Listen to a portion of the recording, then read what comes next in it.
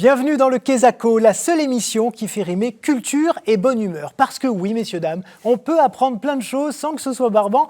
Et dans un temps très court, c'est d'ailleurs le challenge que relève chaque semaine le Père Clasen. Bonjour. Bonjour. Et aujourd'hui, Père, on est un petit peu dans votre jardin puisqu'on va parler d'architecture ecclésiale. Voilà, avec le mot déambulatoire. Et oui, je vous ai donné déjà un petit indice. Indice que n'ont pas eu les gens que nous avons interrogés dans la rue. Regardez leur réponse.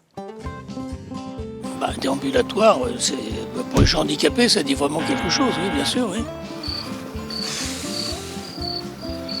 Déambulatoire, ça fait penser à un hôpital plutôt. C'est pas tellement... Ça me fait penser aux petits chariots. Non, c'est des déambulateurs, je sais pas.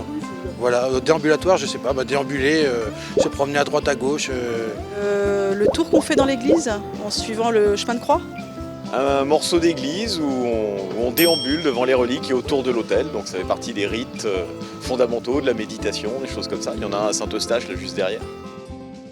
Déambulateur, non, pas vraiment. Mais quand même, dans l'ensemble, il y a plutôt de bonnes réponses. Alors, Père Clasen, soyons encore plus précis. Qu'est-ce que le déambulatoire ? Alors, c'est un espace de circulation et, comme il était fort bien répondu, autour du cœur. Alors, ça nous vient d'où cette inspiration de devoir tourner comme ça autour du cœur ? Alors ça remonte à la nuit des temps. On tournait dans les religions premières, on tourne beaucoup autour d'objets ou autour de sites, parce que ça indique un point central qu'on considère comme l'axe du monde. Axus mundi, disent les anthropologues du phénomène religieux. Et ça, en effet, ça existe dans toutes les religions. Ça peut être un puits, un avène, un gouffre. Ça peut être un mont, le puits de Dôme. Et ça peut être un objet miraculeux, ou un objet censé être le symbole même de ce que nous sommes. Mais dans la religion chrétienne, c'est tout simplement parce que les absides ont assez rapidement pris la forme d'un demi-cercle et qu'au fond des absides, on a déposé des reliques. Et alors du coup, quel sens ça a, ce déambulatoire ? Alors, il s'agissait en fait d'organiser des processions pour vénérer souvent des reliques. Le premier déambulatoire qu'on connaisse, dont on a encore la trace architecturale, c'est Éphèse, 6e siècle. Voilà, donc, après, les absides ont été occupées saturées presque, par les sièges des célébrants. Et les reliques se sont trouvées, quand il y en avait, sous l'autel. Donc il n'était plus question de déambuler. Mais on a inventé, en Occident roman, la crypte. Oui. Et la crypte était faite également pour pouvoir y déambuler. Mais alors, pourquoi on tourne autour des reliques ?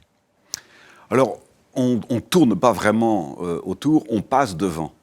Et parfois, il y a de grandes foules.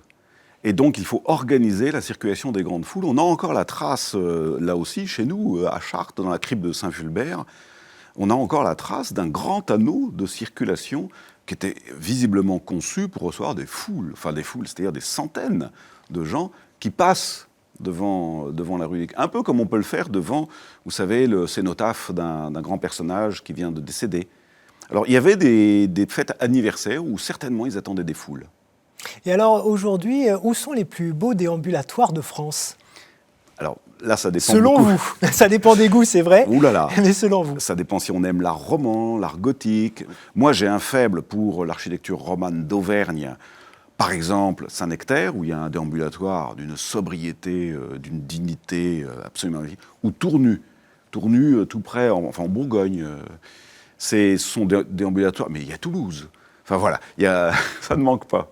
Eh bien, merci beaucoup, Père Clasen, de nous avoir fait déambuler, comme ça, dans l'architecture. Merci à vous de vous être baladé avec nous. On se retrouve très vite sur KTO. Ciao.